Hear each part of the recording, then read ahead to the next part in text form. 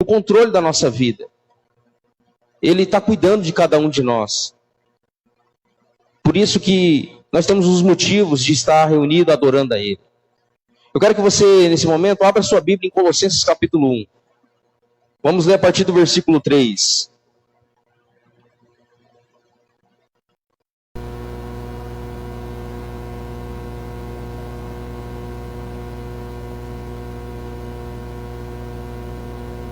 Colossenses capítulo 1, versículo 3 a seguir.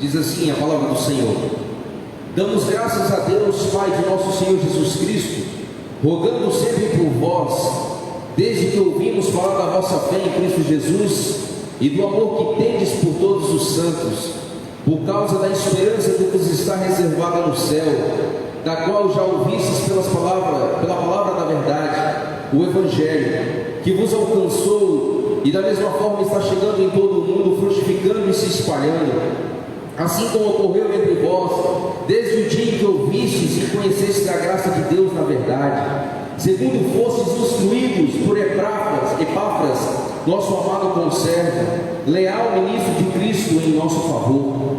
Ele também nos contou do amor que tendes no Espírito.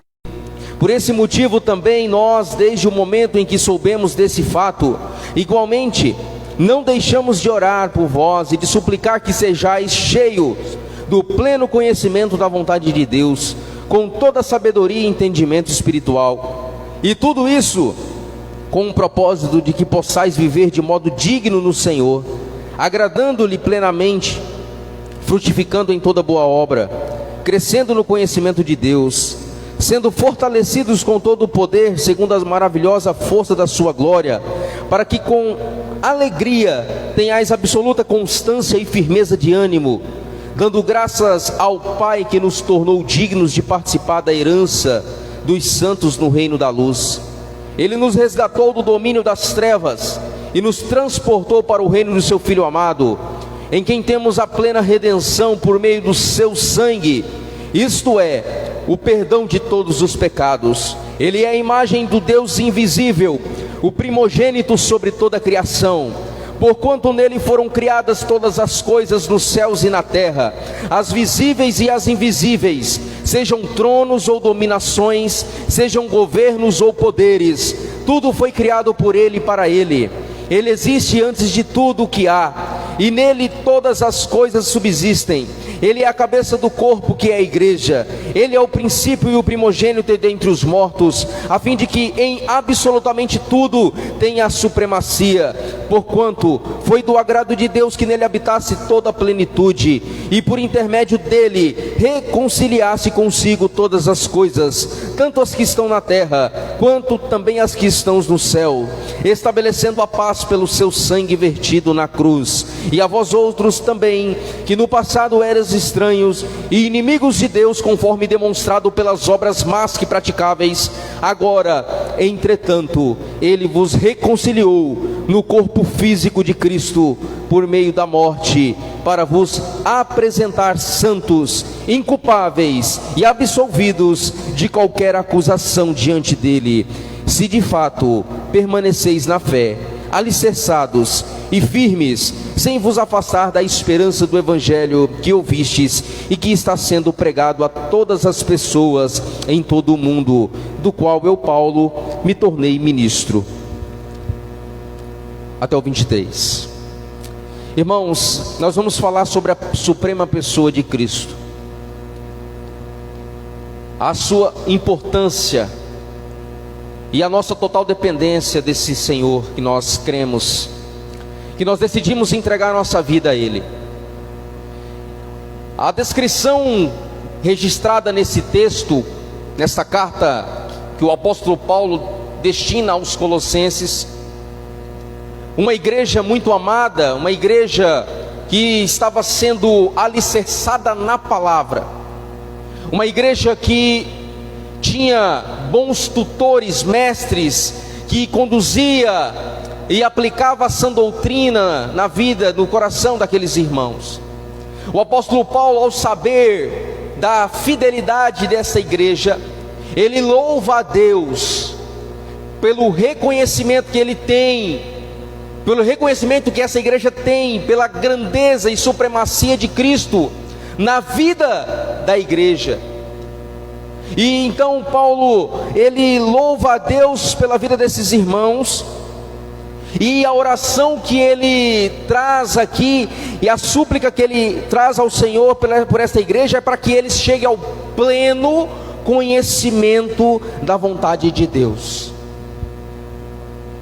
E é isso que nós vamos destacar nessa noite: a supremacia de Cristo e o pleno conhecimento da vontade de Deus.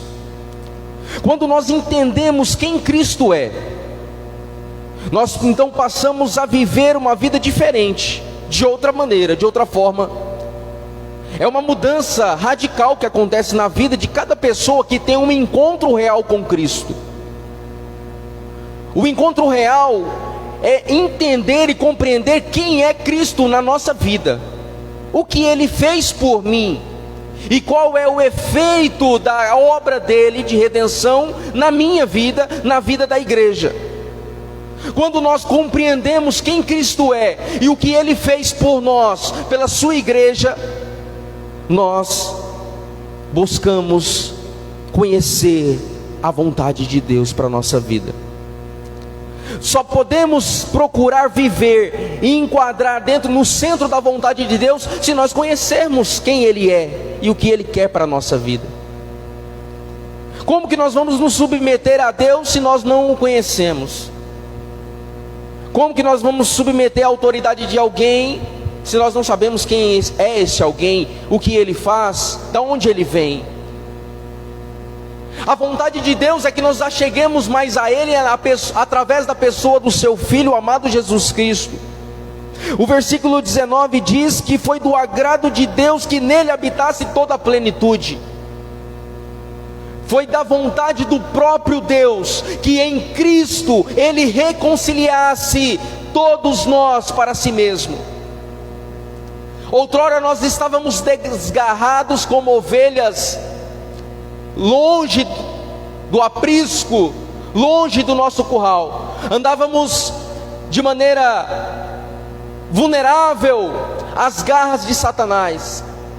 Mas o Senhor em Cristo Jesus, que é o supremo pastor, nos resgatou.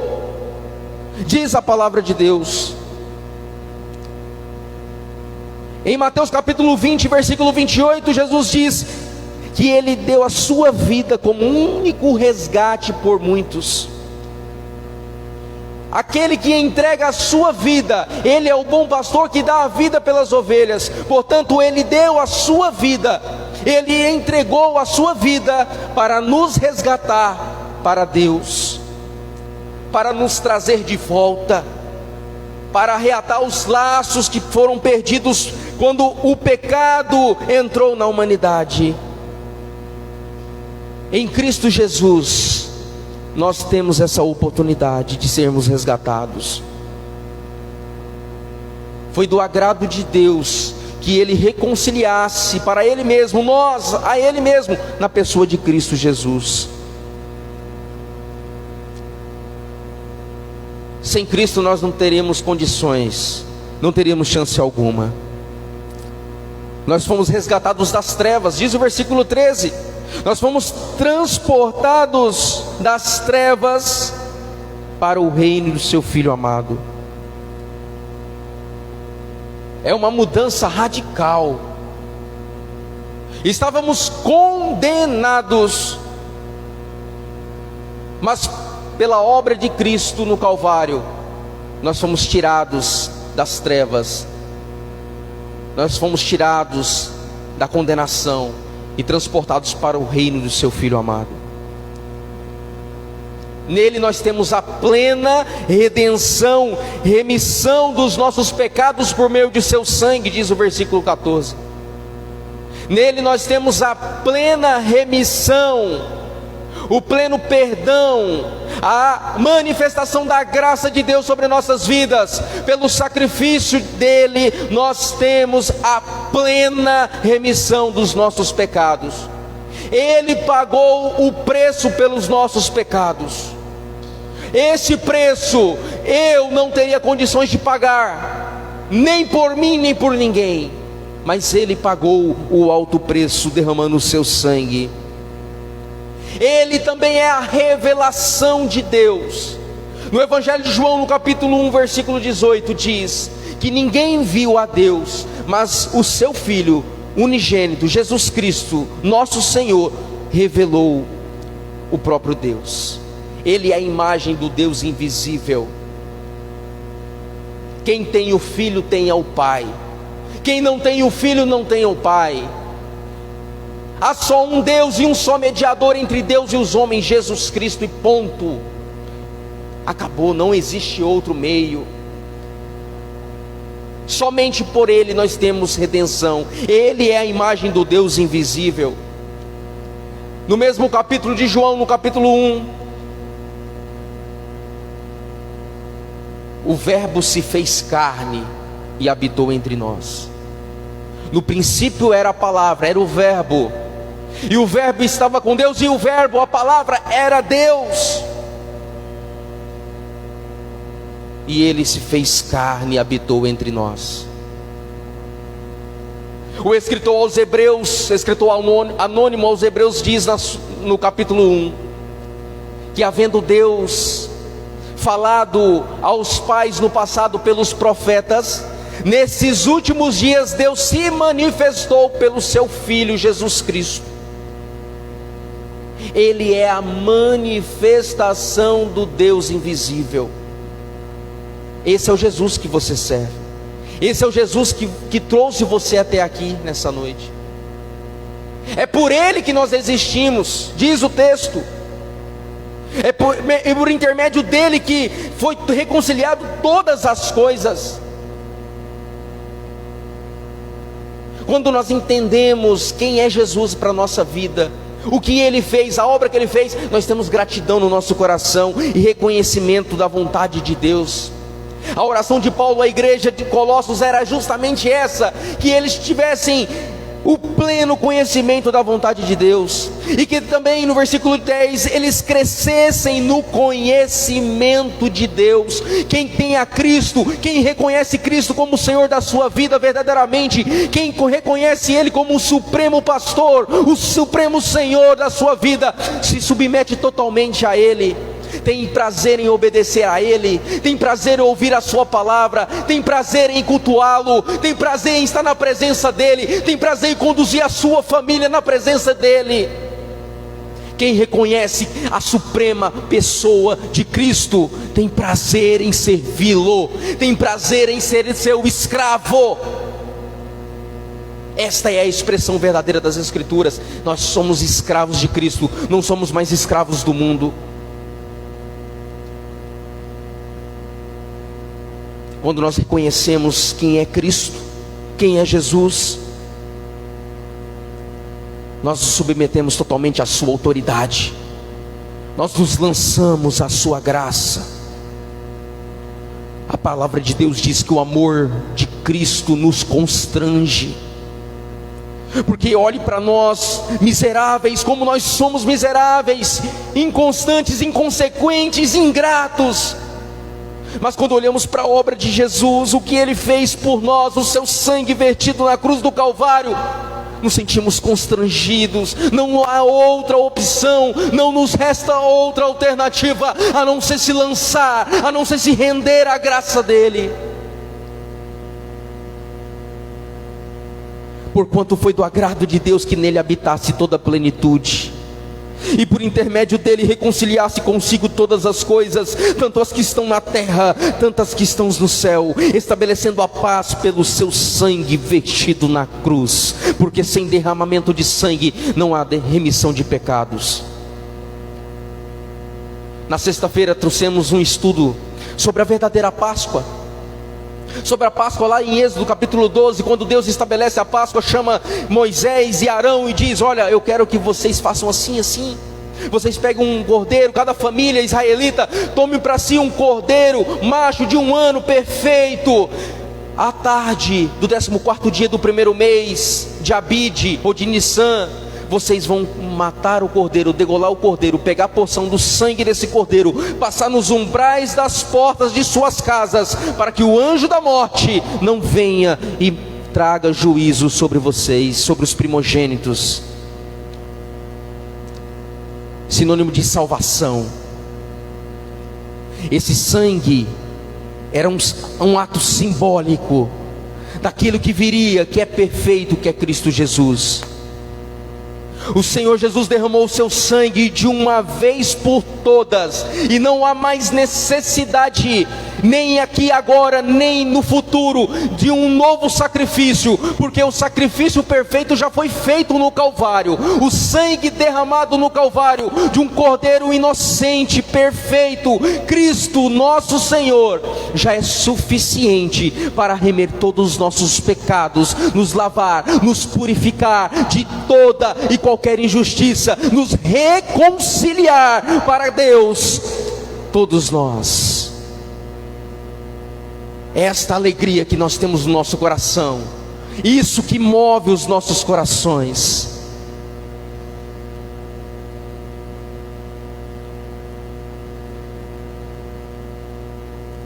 Sem Ele nada existiria.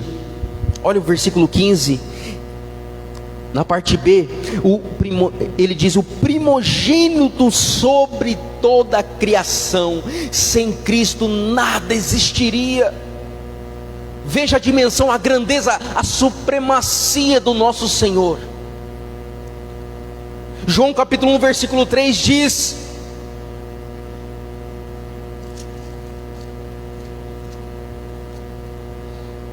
todas as coisas foram feitas através dele, e sem ele nada do que existe teria sido feito. Todas as coisas foram feitas por ele, e sem ele nada do que existe seria feito. Romanos capítulo 11 versículo 36: porque dele e por ele e para ele são todas as coisas, glória pois a ele eternamente, amém. Aleluias. Sem ele nada existiria. Eu e você, nós não estaríamos aqui, nada disso aqui existiria. Você consegue compreender a supremacia da pessoa de Cristo? O quanto ele é importante, até mais do que o ar que você está respirando, do que eu estou respirando agora. Porque ainda que falte o oxigênio, o fôlego da vida, hoje, aqui e agora, nós temos a certeza de onde nós vamos estar. Porque ele morreu, mas na sua ressurreição ele venceu a morte, para que todos nós também pudéssemos vencer juntamente com ele na sua glória, estar junto com ele na ressurreição. Louvado seja o Senhor por isso. Ele é o cabeça da igreja, o domínio é dele, diz o versículo 18. Ele é o cabeça da igreja, portanto é ele que domina, é ele que manda. Nós somos seus servos, nós somos seus escravos. O que ele falar, está falado.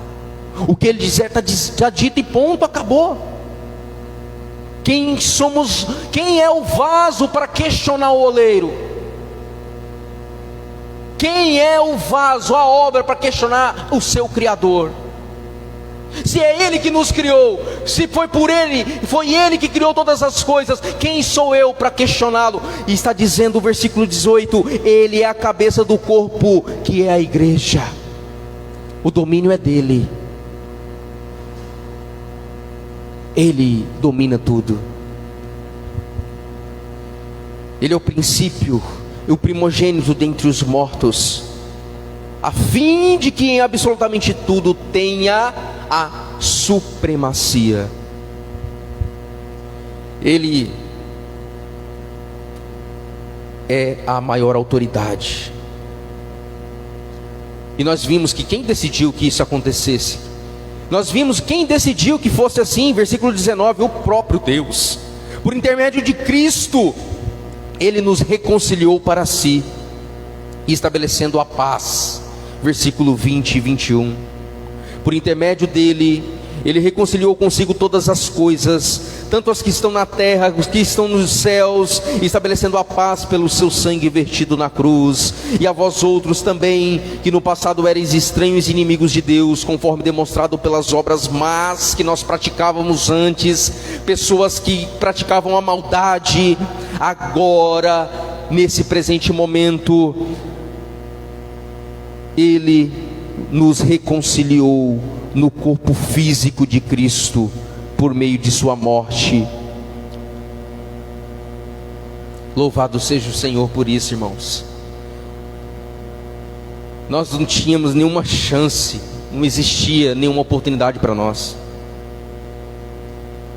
pelas nossas obras más, era condenação, era certo a nossa condenação. Qual o propósito da obra de Cristo para a nossa vida? Se você tiver com a Bíblia aberta, olha o versículo 22 na parte B. Para nos apresentar santos, inculpáveis e absolvidos de qualquer acusação diante dele. Somente o sangue de Jesus Cristo derramado no Calvário pode nos tornar santos, inculpáveis, absolvidos de qualquer acusação diante de Deus. Somente o sangue de Jesus. Lá no Egito, quando o próprio Deus, diz Êxodo capítulo 12, desceu com juízo, com o seu anjo de morte, sobre todos os primogênitos do Egito, aonde não tinha marca do sangue, ele entrava e ceifava a vida dos primogênitos. Juízo de Deus sobre os egípcios. E está chegando o dia em que aqueles que não tiverem a marca do sangue do Cordeiro, a marca do sangue de Jesus, sofrerão as penalidades dos seus atos de maldade, dos seus pecados. Cada dia que passa, nós vemos que esta promessa, a grandiosa promessa de Jesus, da sua vinda, está se aproximando. Os cumprimentos das Escrituras, a maldade no ser humano, tudo que está acontecendo, tem colaborado para o cumprimento da palavra de Deus. Mas o Senhor nos escolheu, meus irmãos. O sangue de Cristo foi derramado sobre nossas vidas. Ele nos lavou com o seu precioso sangue, para nos apresentar diante de Deus, santos, inculpáveis e absolvidos. Glória a Deus. É pelo sangue de Jesus que isso é possível. Não há outro meio, não tem uma gambiarra que se possa fazer para resolver esse problema do pecado na humanidade, a não ser o sangue de Cristo. Por intermédio dele nós fomos reconciliados para Deus. O propósito é esse. E o conselho de Paulo, para findar, no versículo 23, é que sabendo disso, tendo consciência da supremacia da pessoa de Cristo em nossas vidas, a importância do que Ele fez, da sua obra, e quem Ele é, quem Cristo é, tendo esse reconhecimento, esse entendimento, permaneça na fé, versículo 23, alicerçados e firmes, sem vos afastar da esperança do evangelho que ouvistes, e que está sendo pregado a todas as pessoas em todo o mundo. Permaneça firme, tenha consciência de quem Cristo é na sua vida, do que Ele fez por você, a importância que é o seu sacrifício. Fique firme, não vacile. Por mais difícil que seja, por mais desesperador que sejam as situações, muitas das vezes, não perca a fé e a esperança neste Evangelho manifestado na pessoa de Cristo Jesus, a salvação, a remissão dos nossos pecados. Não vire as costas para aquilo que Jesus fez por nós. Ele é Senhor, Ele é o cabeça, Ele que domina sobre todos nós. Portanto, devemos submeter a Ele. Devemos, então, chegar no pleno conhecimento da vontade de Deus. O que Deus quer para nossas vidas hoje? O que Ele quer que eu faça hoje? Qual é a atitude que eu tenho que tomar em obediência a Deus? Você só vai saber, você só vai descobrir isso se você realmente tiver consciência de quem Jesus é na sua vida. Você então vai passar a ser direcionado pelo Espírito de Deus, guiado por Deus. Esse mundo de pecado, ele não vai mais influenciar a sua vida. A sua velha natureza, o Egito lá atrás já não te pertence mais. A cultura do mundo já não faz mais parte da sua existência, já não faz mais parte da sua vida. Você vive agora para a glória de Deus. O preço que Ele pagou foi muito alto, para que a gente venha desperdiçar o nosso tempo nesse mundo. Vamos fazer, irmãos, com que Deus se agrade de nós. Essa é a oração de Paulo aos Colossenses. E que essa seja a nossa oração. Senhor, me faça conhecer, a ter pleno conhecimento da vontade do Senhor. Versículo 19, no finalzinho.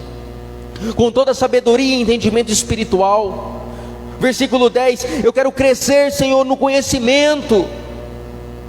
Eu quero conhecer mais a Ti. Eu quero me aprofundar mais em conhecer a Ti. Eu quero saber realmente quem o Senhor é. Eu quero ter a revelação da Tua palavra. Eu quero, Senhor, ser guiado pelo Teu Santo Espírito. Eu quero, Senhor, não ser mais movido pelas minhas emoções, pelos meus desejos carnais, pelo o desespero do meu coração, mas eu quero ser guiado pelo Teu Espírito, crescendo em conhecimento de Deus. 2 Pedro capítulo 3, versículo 18. Portanto, agora crescei na graça e no conhecimento do nosso Senhor e Salvador Jesus Cristo. A vontade de Deus para a nossa vida é que nós venhamos reconhecer quem Cristo é e o que Ele fez por nós, para então que possamos desfrutar da plenitude da sua boa, perfeita e agradável vontade. Que o Senhor possa nos abençoar com essa palavra. Que o Senhor possa nos direcionar hoje e sempre na pessoa de Cristo Jesus, nosso Senhor. Tem uma canção do Projeto Sola que eles cantam justamente esse texto, Colossenses capítulo 1. E ele diz: Ele é a imagem do Deus invisível. Esse é o seu Senhor, seu Jesus. Ele é a glória, a esperança do Pai. Pois nele foram criadas todas as coisas, nos céus e na terra, sejam tronos, majestades, soberanias, exércitos. Nele habita toda a plenitude de Deus. Esse é o nosso Jesus. Louvado seja Deus por isso. Vamos orar e já vamos passar para a ceia, já estamos atrasados. Que o Senhor fale ao nosso coração. Senhor, meu Deus e Pai, nós estamos diante da Tua presença como Tua igreja, em obediência a Ti, cultuando ao Senhor, oferecendo a Ti, meu Deus, o nosso culto, que viemos, ó Deus, Te dar graças por aquilo que o Senhor é, por aquilo que o Senhor fez por nós, na pessoa de Cristo Jesus. Obrigado, meu Deus, pela redenção, pela remissão dos nossos pecados. Nós te damos graças por esse ato de amor, por o derramamento do seu sangue, sangue inocente, para nos favorecer, para nos reconciliar para si mesmo. Muito obrigado, meu Deus, por esse ato. Queremos te louvar hoje e sempre, que em tudo que fizermos, tudo aquilo que colocarmos em prática na nossa vida, seja para agradar o Senhor, para glorificar o Senhor, que o teu nome seja glorificado, ó Deus, através de nós, simples servos, mas na certeza de que temos o Senhor como o nosso Deus, e guia e cuida de nós em todos os momentos, em todas as nossas necessidades. Queremos ter essa certeza no nosso coração, Pai. Louvamos a Ti por esse momento de culto onde nossos irmãos estão reunidos. Louvamos a Ti por essa ceia que nós vamos agora celebrar em memorial, lembrando do sacrifício que o Senhor fez por nós. Que o Senhor possa aplicar essa palavra ao nosso coração, em nome de Jesus. Amém. Nós vamos participar da ceia do Senhor.